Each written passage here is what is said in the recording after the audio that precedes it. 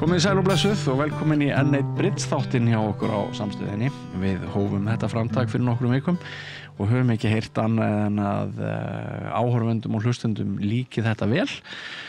Vinsældi þáttarins ná að einhverju leyti út fyrir þann hóp spilara sem að keppa reglulega í Bridge, enda ættu efnistökin að taka mið af því að við viljum í rauninni bara ræða við alla Íslendinga í þessum þætti.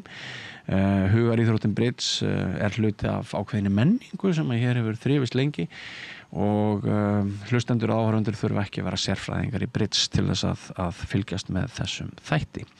En það stórt augnablik framundan í íslensku Bridge-lífi. Norðurlandamótið hefst eftir rúman hálfan mánuð. Það verður spilað hér á landi og Bridge-hreyfingin náttúrulega á fullu að undirbúa þetta mót og væntanlega svona adrenalínið aðeins byrjað að hækka hjá landsliðsfólkinu okkar. Við sendum 2 lið, annars vegar kvennaflokk og hins vegar opinflokk, og til að ræða þetta mál og fleiri mál í dag eru komnir 2 góði gestir. Magnús Magnússon, þú þú ekki áður komið til mín í spjall. Þú hluti af landsliðinu. Já. Vertu velkominn hingað í Bridge-þáttinn. Og Matthías Imsland, þú hefur einu sinni verið hjá mér hérna. Þú framkvæmdastjóri Bridge-sambands Íslands. Já. Eigum við ekki bara að vinda okkur beint í þetta stóra verkefni sem framöndan Maggi, þú búin að vera fastur landsliðsmaður eða hvernig svona þín saga? Já, eftir ég var einvaldur, þá ég fastur í liðinu, nei. Já, svona frá 99, þá spilaði ég fyrst fyrir Íslands. Þá ertu ungur? Já, þá ég ungur, 26 ára, var það 7. Já, einmitt. Og Ég var ekki yngstur. Nei, Makkið minn í dag, Bessi, hann 7 árum yngri, hann var bara 20, 19 var 20. Einmitt, Sigurbjörn Haraldsson, fullu nafni. Og svo áttu við líka elsta mannin ábyggilega sögun að spila fyrir hönd okkar, Ásmundur Pálsson heitinn. Hann spilaði þetta mót líka. Nú það? Hann var með yngsta og elsta hann, 99 í Möltu. Magnað. Einmitt. Sko, ég ætla aðeins að víkja talinu í bili að þér núna, Matthías, ef við bara svona byrjum á veraldlegri framkvæmd þessa móts, ekki mörg hvernig að líta? Jú, það þannig sérst, við erum að halda þetta mót núna á Laugarvatni, 5. til 8. júní. Já. Og jú, það þannig, en það líka, sko, það erfitt að halda mót svona á þessum tíma á Íslandi, bara sögum þess að það er erfitt að fá gistingu. Já. Og það dýrt. Túristalandið Ísland orðið fullt á þessum árstíma? Já, og það svona ákveðið svigurum sem sko þeir sem halda Norðurlandamótin hafa sko varðandi hvað hlutinni með að kosta og það rúmast mjög illa innan þess ramma sem hérna á Íslandi, svoleiðis að það eina ástæðan fyrir að við höldum mótið á Laugarvatni. Og auk þess að við sem vorum á Laugarvatni í skóla, við viljum nú meina það að Laugarvatn sé svona mekka Bridge-sins á Íslandi, að svona Þú lærir Bridge í menntaskólanum á Laugarvatni? Ég gerði það sko, og svo mörgum öðrum og svoleiðis að við viljum meina að þetta sé svona, þarna sé nú svona upphafið dálítið af Bridge-menningunni á Íslandi, þó ég veit nú að þið báðir sé nú ekki sammála mér. Nei. Lentur í svona miklum átökum við að velja liðið að þú mætir hérna með kraga hálsinn? Sko, það góða að ég hef ekkert það að segja hverju í liðinu. Það þannig að landsliðsþjálfararnir, þeir senda mér bara skilaboð og segja þetta liðið og ég kefði síðan áleiðis og svoleiðis að ég hef nú ekkert það að segja. Nei, ég lendi nú bara í því heima hjá mér að ég fekk blóðþrýstingsfall. Já. Og misti meðvitund og datt.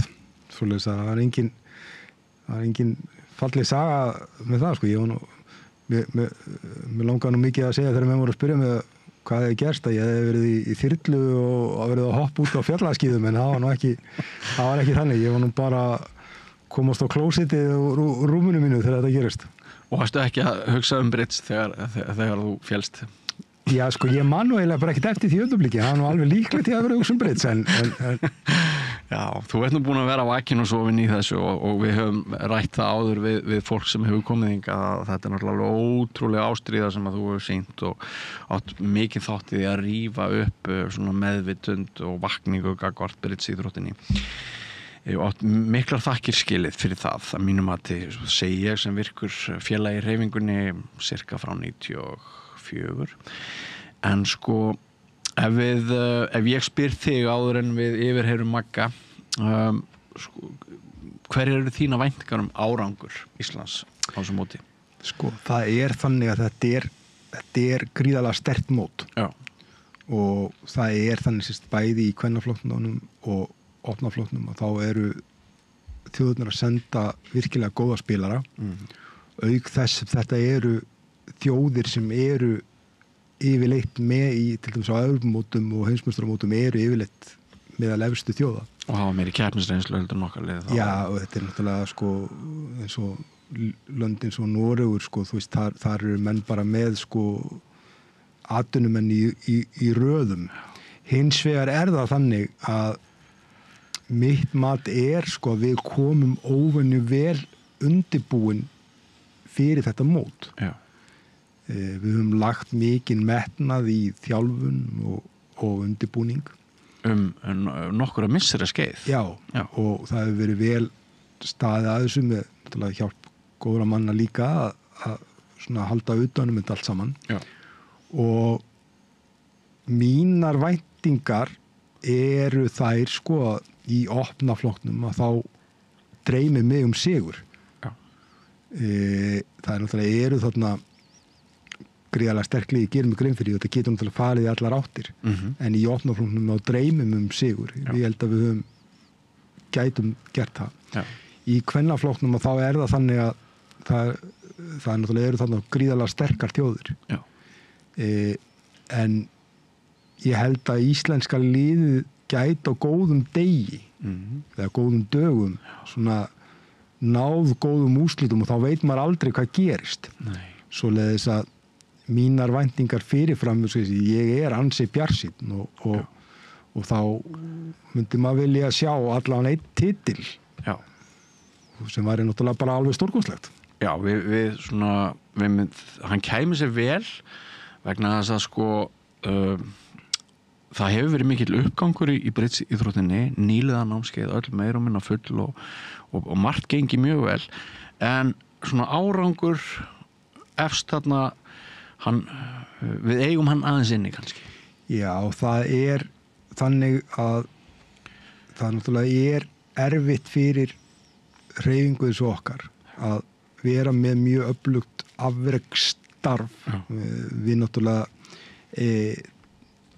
við höfum ekki aðgang í raun og veru að þessum afrekssstyrkjum sem aðrir hafa og til dæmis var það þannig að til dæmis skákmenn eru með Já, en það var til dæmis þannig að þegar afrekssjóðurinn í skákinni var samþyktur og í fyrra að þá fylgdi með í greinagerðinni að þar sem í raun og veru allsherjar og menntamálanefnd var að fela ráðuneytinu að setja sambærilega vinnu í Brits í gang og í skákinni. Við erum að vonast til þess að það verði. Það myndi breyta öllu fyrir okkur að í raun og veru fá aukinn stuðning þarna.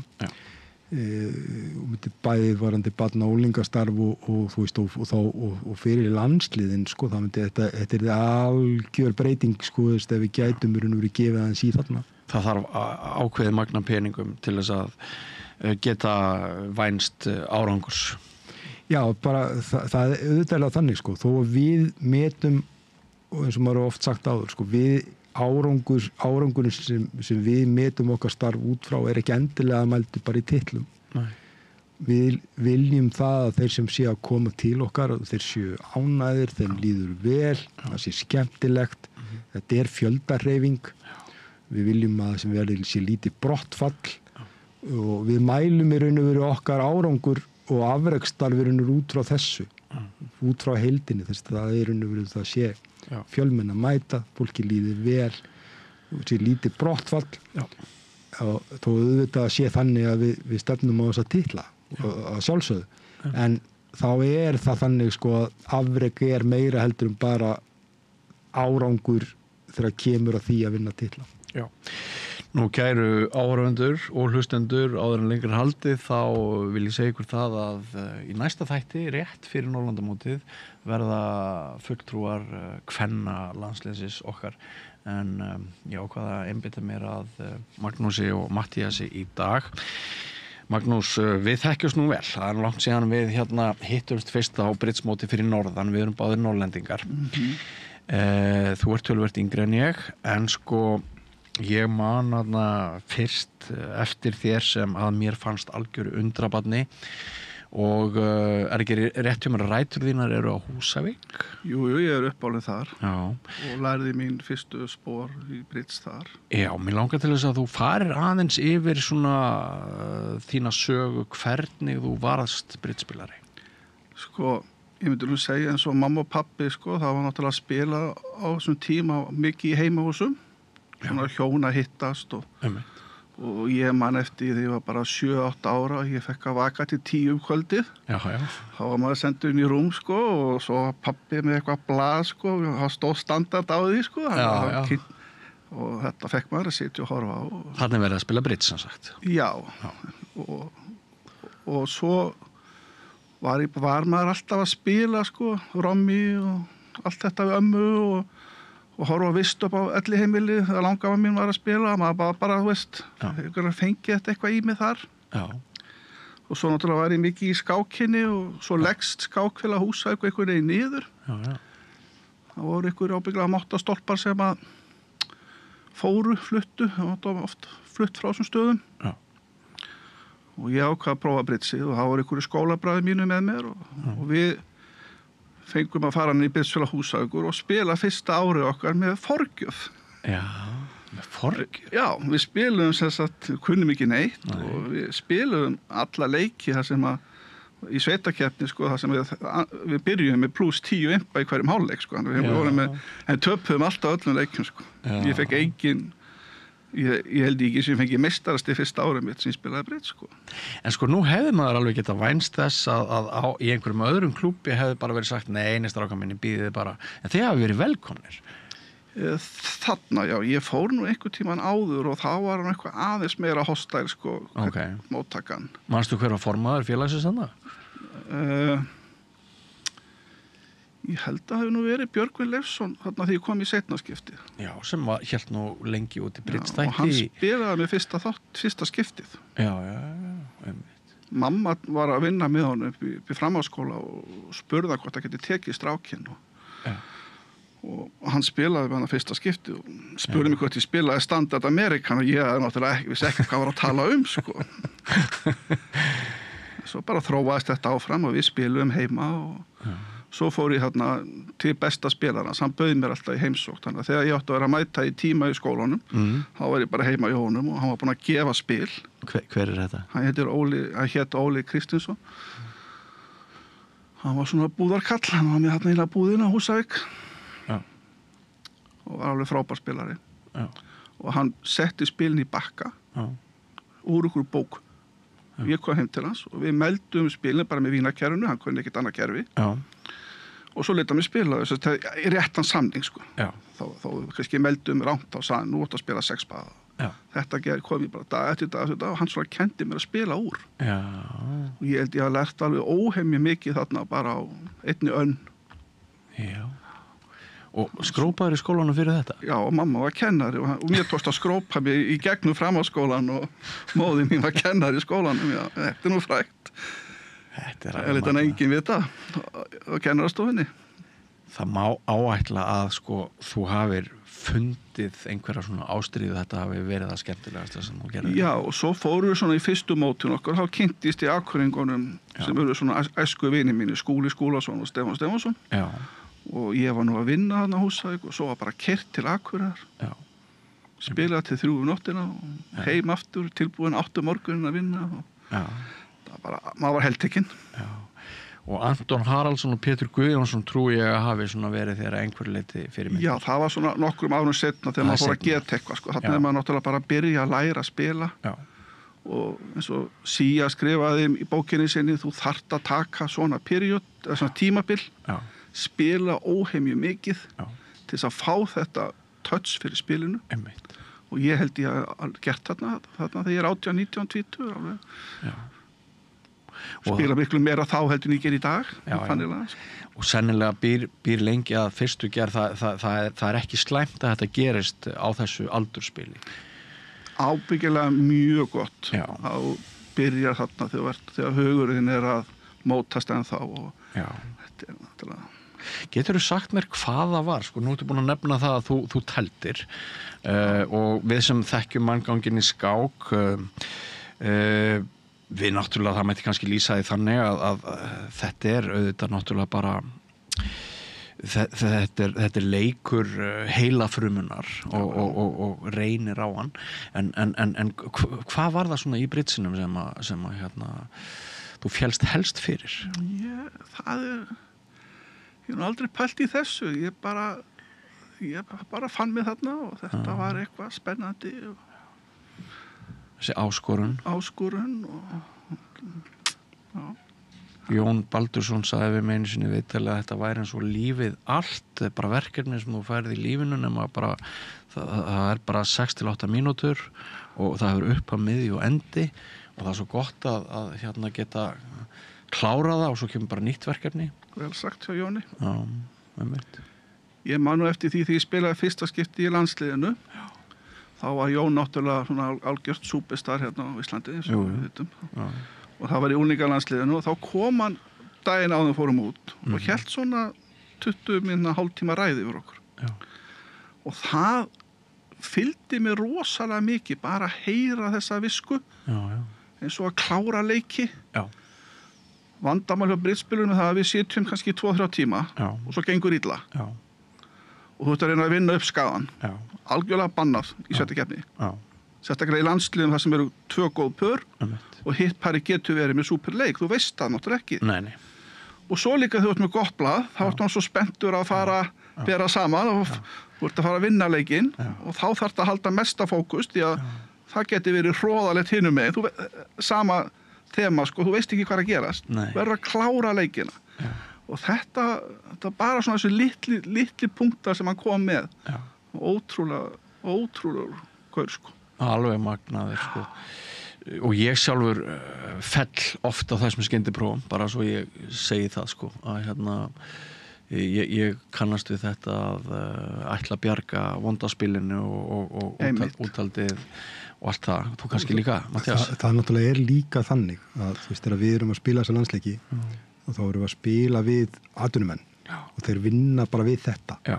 Þeir spila bara og þeir eru svo miklu rútínumenn og svo eru við með sko landsliða sem menn eru með að vinna á daginn og koma sín á kvöldin, þreytin og það er náttúrulega rosalega erfitt til dæmis sem maður sér þessi Evrópumót og svona sem eru kannski næstu í 2 vikur. Að þeirra líður á þá er það náttúrulega þeir sem eru í þessari rútínu náttúrulega er þeir með ákveðin svona forskot á meðan við erum kannski með spilarar sem ekkert vanir svona og þetta eru langir leikir og þetta er þreyta svoleiðis það að það geta haldið út fyrir íslensku spilararna er náttúrulega gríðarlega mikilvægt og við höfum séð það bara svona tölfræðilega að það hefur oft verið þannig svo Maggi kannski kemur inn á að íslensku liðin hafa gefið aðeins eftir bæði lokleikja og þeirra líður á mótið bara út af þeim þetta er þreytu og einbindingu og þetta er eitthvað sem sko við erum mjög meðvituð núna og höfum verið að reyna að vinna í. Fyrir ári á Evrópumóti þá var ég að fjalla Magga og félaga í landsliðinu þá man ég það að framistað okkar eftir nokkra leiki kannski 5 eða 10 umferðir þá var hún betri heldur en var svo í lokin. Sko það var þannig sérst Evrópumóti síðast að í opnaflokknum að þá svona komið í einhvernum bylgjum sérst opnaflokkunum byrjaði illa en náði sér síðan á strik var svona alveg í einhvern svona smá möguleika. Alveg rétt, hann byrjaði illa og svo kom góð, en sko, svo kom góð úrslit á móti góðum þjóðum, en síðan sko komu slæm úrslit á móti þjóðum sem fyrirfram lið sem við áttum að vinna við töpuðum fyrir þeim. En í kvennaflokknum var það þannig að þær byrjuðu mjög vel og bara voru að ná úrslitum á móti þjóðum sko, sem voru bara með efstu þjóðum. En síðan þegar leið á og þá gáðu þeir eftir sko, og náttúrulega út af kannski þessi einbeitingarleysi og þreytu og spila þarna bara stanslaust við ykkur atvinnumenn sko. Já, reynsluleysi, meira reynsluleysi heldur en gæjar eins og Maggi náttúrulega þraut reyndur. Þannig að Já, algjörlega sko. Akkurat. Já, sko, hérna það ágætt að svissa svona milli lífsbritsögu þinnar Maggi og þess sem núna framöndan, en ég ætla ekki alveg að sleppa þér með þetta sko, og þú ert fyrir norðan og það þessi Ólaf Húsavík sem algjör galdramaður og örlega valdur og það eru svona nokkrir sem þú hittir sem eru áhrifavaldar í þínu lífi.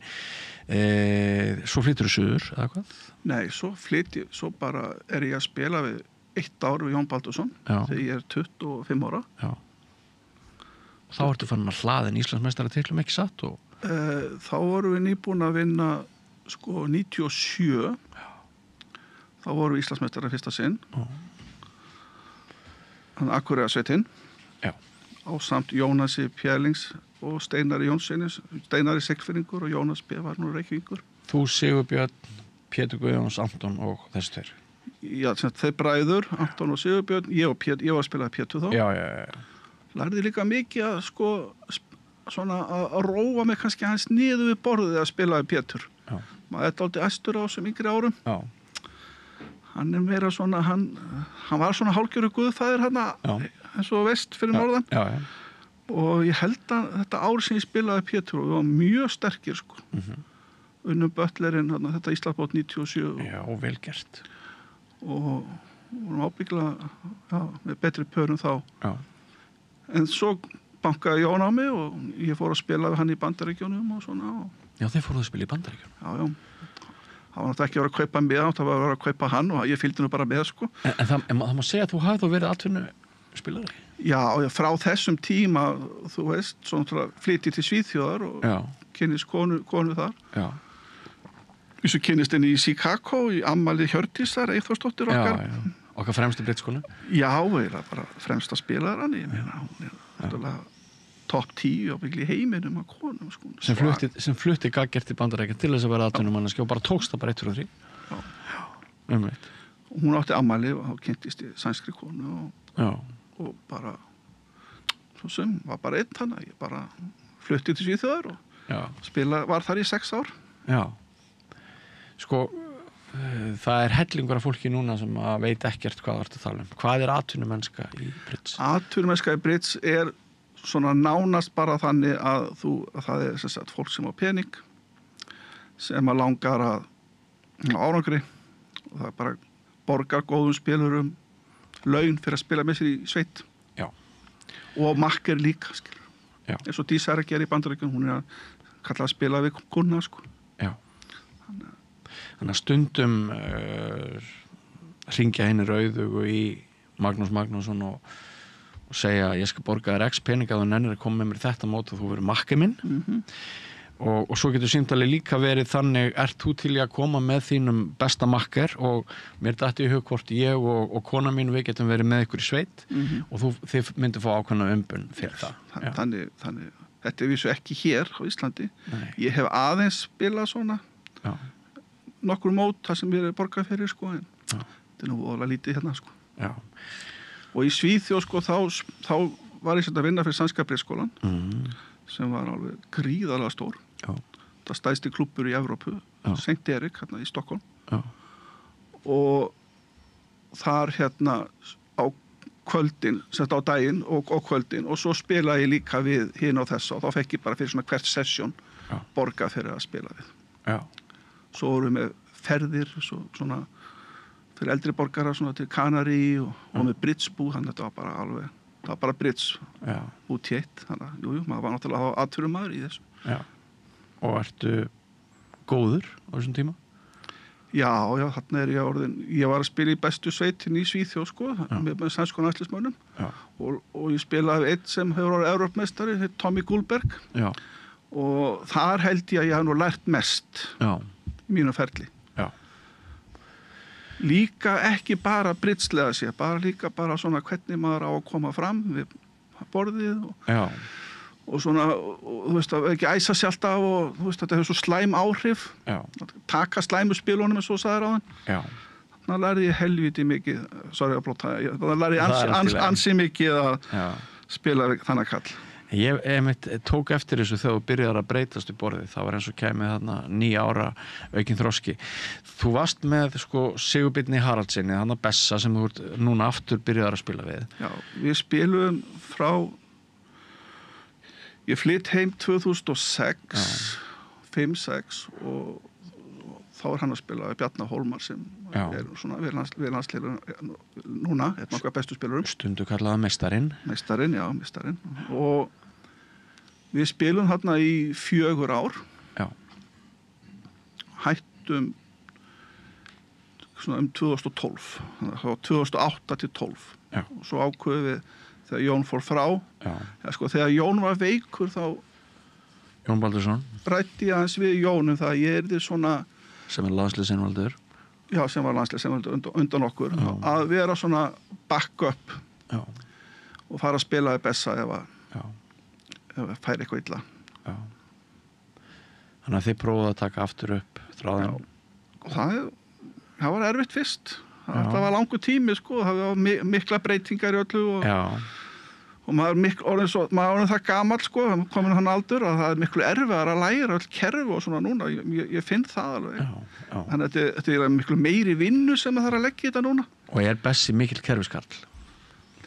Já, en sko aðalatriðin eins og þegar ég var að spila með hann 2008, þá var hann að taka upp eitthvað sem ég var að spila. Já, einmitt. Ekkert mál fyrir mig, en nú ég að taka upp eitthvað sem hann og Jón voru að spila. Já. Akkurat. Og það er bara vinna og maður þarf náttúrulega vilja líka og hafa gaman að þessu. Já, einmitt. En þetta er að koma hjá okkur. Og það sem að nýliðar eða þeir sem vita ekkert spilið skilja ekkert núna hvað við erum að tala um. Þá erum við að tala um sem sagt að í sögnum þá geta komið upp nánast óteljandi fjöldi tilvika. Það sem að það er endalaust. Og þið viljið vera með svar, þið viljið vera með mótleik, kerfislegan, við sem flestum sakstöðum sem geta komið upp í borðið. Er þetta ekki einhver svona tilraun til þess að reyna að lýsa? Jú, flesti sem að spila sér bara til ánægðina, þeir að ræða hvað opnun í fyrstu sögn þýðir og fyrsta svar og svo er það bara búið. Já.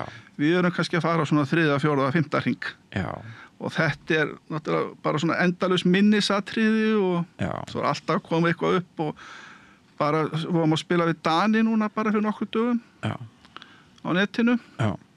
Svona landsliðsæfingu. Gekk ágætlega, var ekki? Jú, það var alltaf leið. Já, töflega. Við töpuðum með 9 uppum. Já. Frekar en eitthvað svoleiðis. Já. Og þá kom upp staða sem við bara aldrei rætt, skilur þetta er alltaf að koma upp, sko. Þetta er svona, það er líka kannski skemmtilega við Brits eða að þú verður aldrei fullarður. Nei. Það er bara ekki takt að læra spilið alveg að fullu, sko. Ég var nörda staðins. Geturðu sagt mér hvaða staða þetta var mannstu þetta tilvik? Já, andstaðan opnaði á Daninni spila mjög aggressíft kerfi og hann byrjaði í fyrstu hönd á einu grandi. Já. Og við spilum það bara flesti hérna í Íslandi sem 15-17 punktar en það var 10-12 hjá þeim. Já. Sem er náttúrulega ekki mikið. Nei. Og Bessi sagði pass og nú kom yfirfærsla þess að hann sagði 2 tíkla sem sýndi hjarta. Já. Og nú var eina sem var rætt hjá okkur að doblið spila festist bara sem tígul en við spilum bara sem opnun sem 12, svona 13-14 punkta. Við vorum með algjörlega órætt hvað 2 grönd þarna inn á þýtti. Okkur er bara aldrei dottið í hug að ræða það, sko. Nei. Þess að punktabilið á því. Þannig að við ákveðum það bara eftir leik hvað þetta myndi þýða þarna. Og hvað myndi það þýða gegn veiku? Við ákveðum að 18-20 punktar, ég veit ekki ekkur, við vorum svona bæði gegn veiku og sterkugrandi? Nei, móti sterkugrandi væri þetta alltaf bara lágleitir. Já, akkurat. Þú ert að spila á móti hryðjuverkaopnun Einmitt. og þú verður ekki að koma að góðum spilum einhvern veginn. Það stóri munurinn þarna. Einmitt. Þannig að þegar ég fylgist með þér hérna á Norrlandamótinu, ef þessi staða kemur upp, þá veit ég það að þökk sé hérna æfingaleiknum í Dani. Þarna getur maður, ef maður á 19 punkta, þetta getur verið erfitt ef að doblið bara 14 og svo markið 7 og ég var 19 og hann kannski heldur að við erum ekkert game. Það er gott að geta komið þessu að ef maður er með svona góð spil. Já.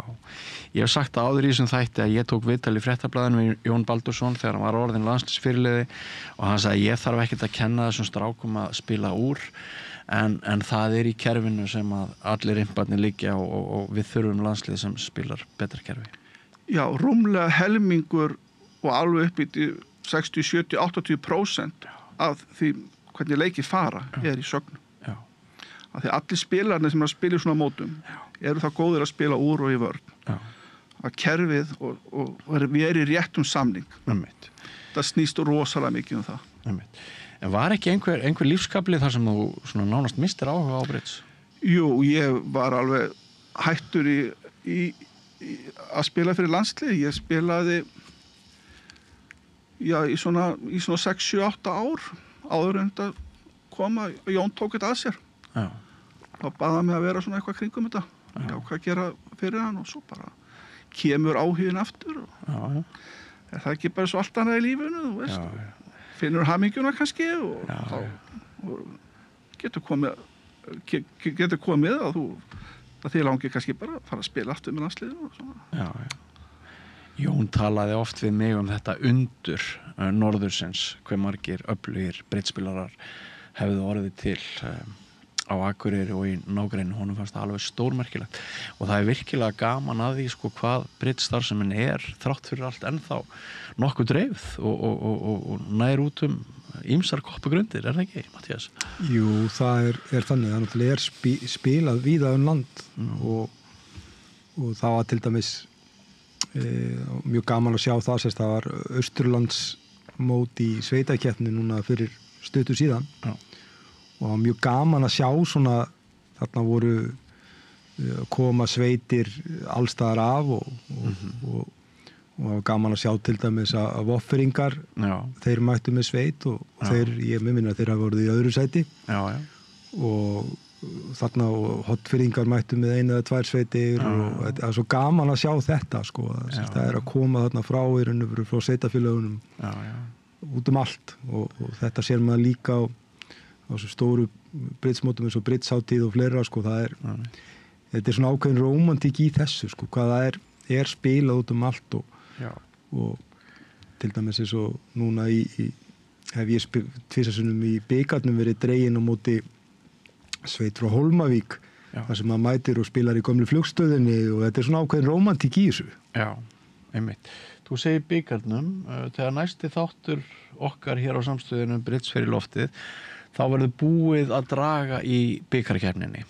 Þannig að það er kannski ágætt að hvetja þá sem ætla að taka þátt í bikarnum að skrá sveiti núna, er það hvað fyrir 30.